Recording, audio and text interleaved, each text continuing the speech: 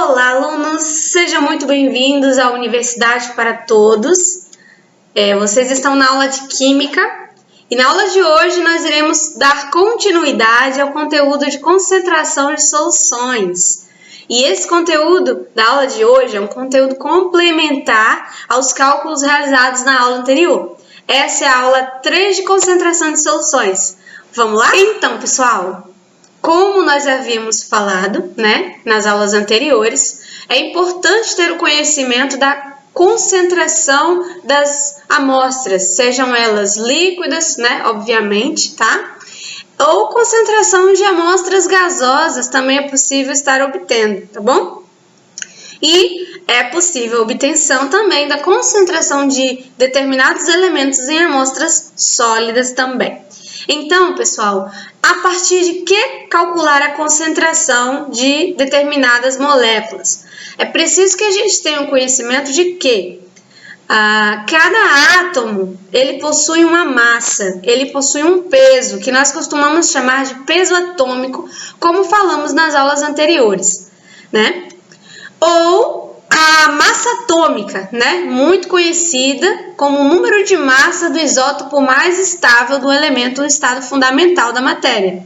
Então, quando falamos do hidrogênio, quando falamos do lítio, quando falamos do berílio, do sódio ou de qualquer outro elemento químico presente na tabela periódica, nós temos a obrigação de ter o conhecimento de que cada um desses átomos possui um peso atômico, possui uma massa. E essa massa, a que se deve no átomo? Se deve principalmente aos prótons que estão no núcleo, tá? E aos nêutrons também que estão no núcleo, equilibrando as cargas positivas dos prótons.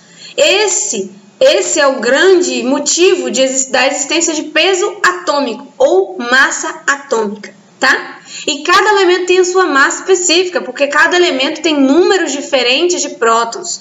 É o caso, por exemplo, do hidrogênio. O hidrogênio possui um próton, tá? E isso o possibilita um número bem peculiar de massa atômica, uma das menores massas atômicas da tabela periódica. Se vocês forem observar, a massa atômica do hidrogênio é 1,008, tá, pessoal? Então, com isso, o que a gente pode estar observando? Que o hidrogênio, por possuir um próton no seu núcleo e, além disso, possuir um nêutron também associado à presença desse próton, possui uma massa de 1,008, aproximadamente 1, se a gente for levar em consideração, tá? É claro que é preciso levar em consideração também os nêutrons, tá? Os nêutrons, eles têm um peso, eles têm uma massa. Mas os elétrons ficam onde nessa história? Bom, os elétrons, eles possuem massa atômica, massa associada desprezível, principalmente porque os elétrons, eles têm uma movimentação dentro do átomo que dificulta que a gente consiga saber exatamente a sua posição. O que é possível saber sobre o elétron é, na verdade, a densidade de probabilidade de que ele esteja em alguma região específica desse átomo, que a gente costuma chamar de orbital atômico, que é onde provavelmente é possível encontrar o elétron. Mas é muito difícil você determinar o momento desse elétron e a posição desse elétron, tá? Por isso, a grandeza elétrica, especificamente associada à massa, é desprezível. A única forma de calcular a massa está associada a prótons e nêutrons, tá bom?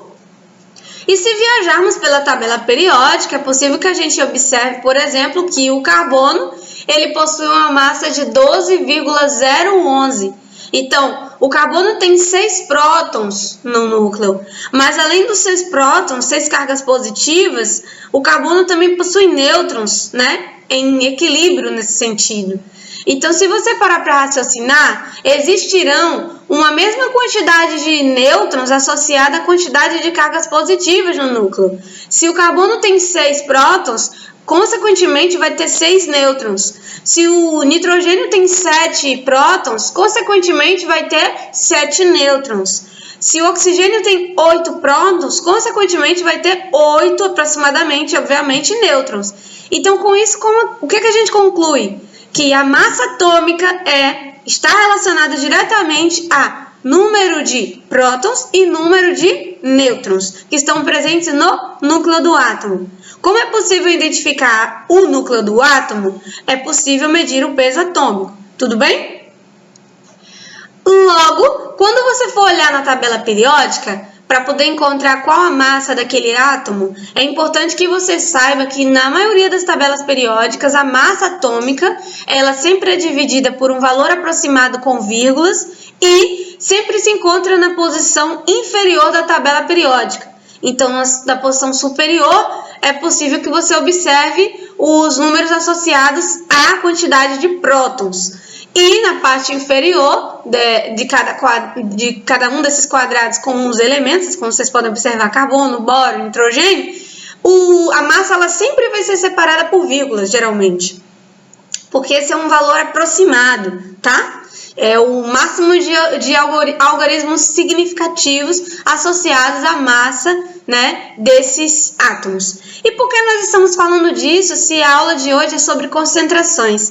É porque vai ser necessário, em alguns cálculos, como vocês viram na aula anterior, descobrir qual é a massa atômica de determinado elemento químico.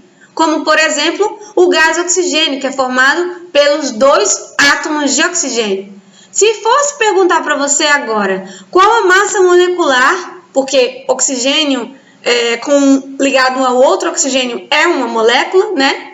Eu tenho um átomo quando eu tenho um elemento sozinho. Mas quando esse átomo se une a outro átomo, eu tenho uma molécula. Então, se eu quiser calcular a massa dessa molécula, eu tenho que somar o peso atômico ou a massa atômica de um elemento e a massa atômica do outro, para que eu saiba o total. Então, gente, se eu perguntar para vocês qual a massa atômica do gás oxigênio, basta que você some 15,999 ou, dependendo da questão, você pode aproximar para 16, tá? Quando você tem 999, é mais fácil você aproximar para 16. Então, um oxigênio tem um peso atômico 16 gramas por mol, que é a unidade de medida do peso atômico, da massa atômica. Ou 16U, que se chama unidade de massa atômica. Então, o que você vai fazer? Eu tenho um oxigênio 16 ligado a um outro oxigênio 16. 16 mais 16, 32. Logo, a massa molecular do O2, obviamente, gás oxigênio, é 32 gramas por mol. Se eu quiser te perguntar qual a massa molecular do gás carbônico, bom, qual a fórmula do gás carbônico? CO2. Então, eu tenho que observar qual é a massa molecular do carbono, que obviamente é 12, especificamente, né? 12, tá? E somar com a massa do oxigênio, dos oxigênios que fazem parte dessa molécula, que no caso são 2, já que se trata de CO2. Então, 2 oxigênios para um carbono. E justamente o que eu faço? Bom, simplesmente somando 2 oxigênios juntos dá 32, porque nós já vimos, né?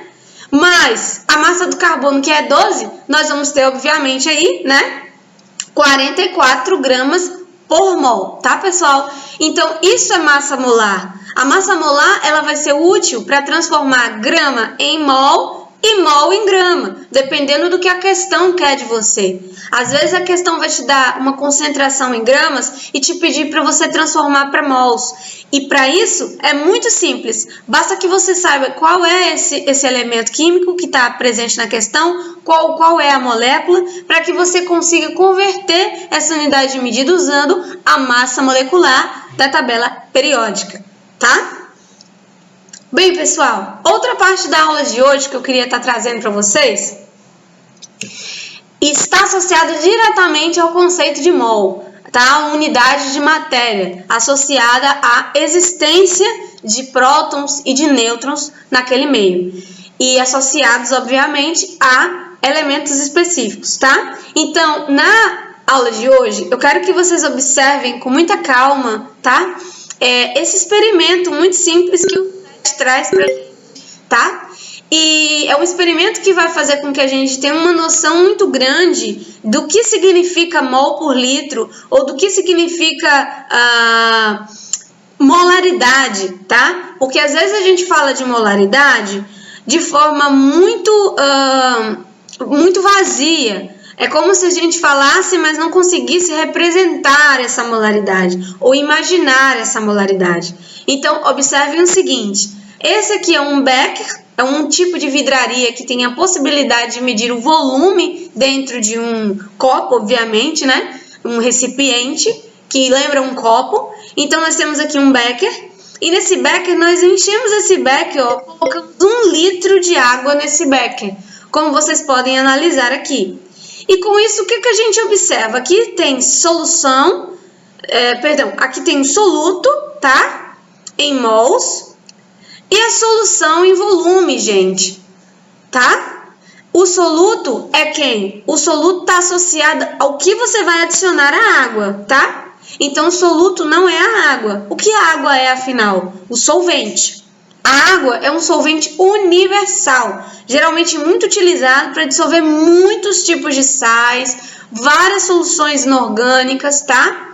No entanto, para se misturar com óleo, a gente sabe que não se mistura, né? São immiscíveis, portanto, a água não seria interessante, e aí, nesse caso, teríamos que usar um solvente orgânico. A água é um solvente inorgânico. Solvente de substâncias inorgânicas, substâncias que não são tão ricas em carbono. E alguns solventes orgânicos que é possível conhecer é a gasolina, por exemplo, tá?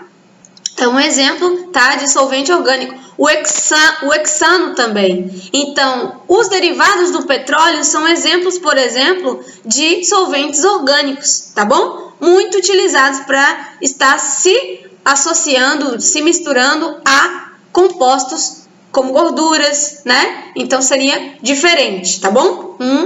Um solvente do outro. Nesse caso, nós vamos trabalhar solvente água, que é um solvente inorgânico. E, nesse caso, colocamos 1 litro de água, tá? E uma bebida qualquer aqui. Eu prefiro colocar aqui, gente, uma solução real, uma solução de níquel, um verde, tá? O níquel, ele tem essa coloração, né? O cloreto de níquel, perdão. Cloreto de níquel é um sal, pessoal, que possui uma coloração meio esverdeada. Então, se você preparar uma solução composta pela mistura desse sal com a água, você vai ver que a água tende a ficar com a tonalidade verde, tá? Então, observem que interessante. Não tem nenhum soluto aqui, ou seja, eu não acrescentei o sal, tá? Como o sal de cozinha, ele vem sólido, então eu não acrescentei o sal aí nessa água, nesse 1 litro de água. E até então, percebam que a concentração dessa solução, ela é 0, porque não tem soluto, só tem o solvente, que é a água, né? Lembrando que a solução é formada pela adição de soluto com o solvente. Se tiver o solvente sozinho, é o solvente sozinho, não tem solução ali. Mas a partir do momento em que eu misturo ambos, aí eu tenho uma solução, tá? Então, preparando essa solução, eu vou adicionar aqui, vamos botar 0,1 mol de cloreto de níquel, que é um sal, tá? Quando eu acrescento 0,1 mol, eu não vejo muita diferença nesse becker da coloração, né? Mas você já observa que a concentração aqui dessa solução é 0,1 m. Esse mzão aqui significa mol por litro, tá? É a concentração em unidades de mol, unidades de matéria, em relação ao volume da solução, que é o volume de água. Então, nós temos uma relação de concentração, onde eu pego a massa do meu soluto e divido pelo volume. Concentração é igual a massa dividido pelo volume. Só que a massa está em mol, né? É só você transformar, se tiver em grama, por exemplo, vamos dizer que você pegou 10 gramas de cloreto de níquel, por exemplo. Você transforma esses 10 gramas em mol, tá? Através de quê? Através, simplesmente, de calcular a massa molecular, já que se trata de cloreto de níquel, portanto é uma molécula. Você vai somar 58,693, tá? Ou aproximadamente 58,7, um níquel para 2 cloros. Então, você vem aqui no cloro e aí você vai observar aqui, ó. O cloro tem a massa 35,45. Então, você vai somar dois cloros aqui. 35 mais 40,45 mais 35,45 mais 58,7, por exemplo.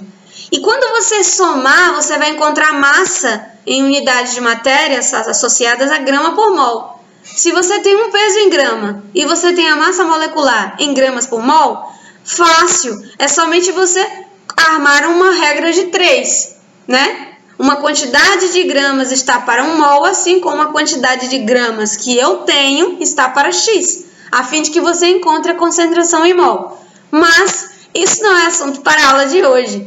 Eu só quero mostrar para você que é possível calcular essa concentração, tá? Se você tiver uma quantidade do sal em gramas e transformar para mol tranquilamente, tá bom? Aqui eu estou apresentando em mols, tá? Mas essa quantidade pode ser convertida em gramas também.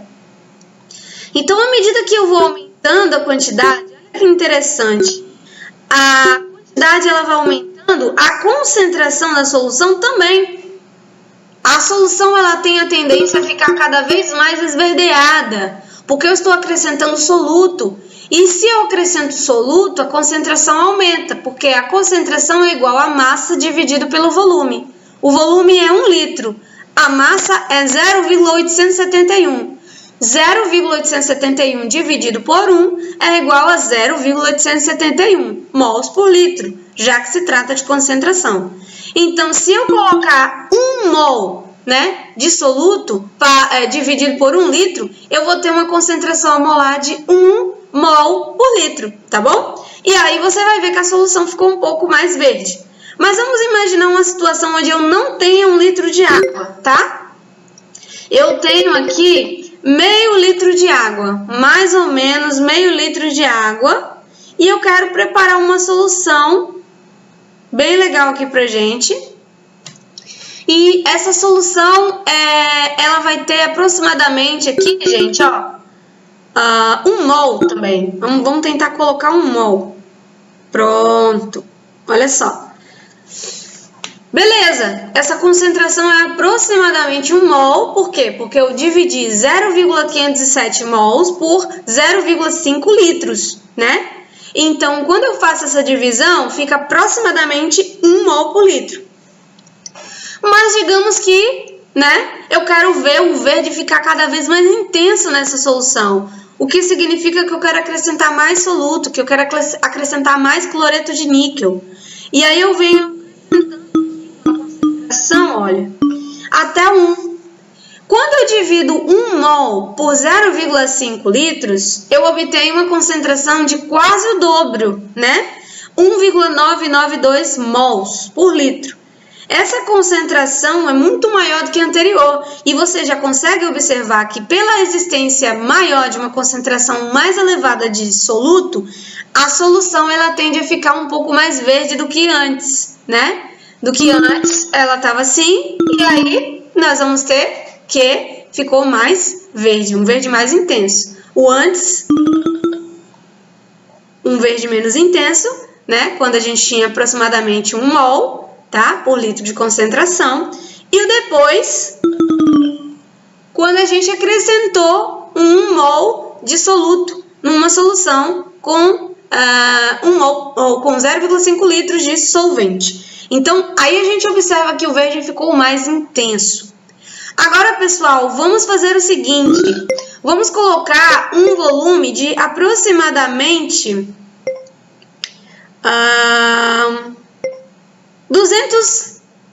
0,2 litros, que correspondem a 200 ml, tá? Então, aqui eu tenho 0,2 litros, ou seja, 200 ml, e eu vou acrescentar a mesma quantidade, mais ou menos, de concentração, ou de soluto.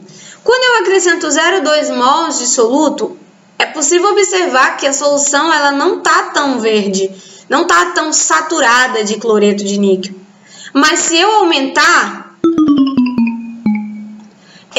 para 0,721 mols, eu vou observar que a concentração aumentou e está em torno de 3,6 mols. E com isso, a gente observa que existe um aumento na quantidade de cloreto de níquel em relação ao volume de água. Eu tenho 0,721 mols dividido por 0,2, que resulta em 3,6 mols por litro. Essa é a quantidade de soluto em relação à quantidade de solvente na solução, tá? Se eu aumentar mais ainda, é possível observar que a solução fica ainda mais intensamente esverdeada. Significa que o cloreto de níquel está saturando essa solução.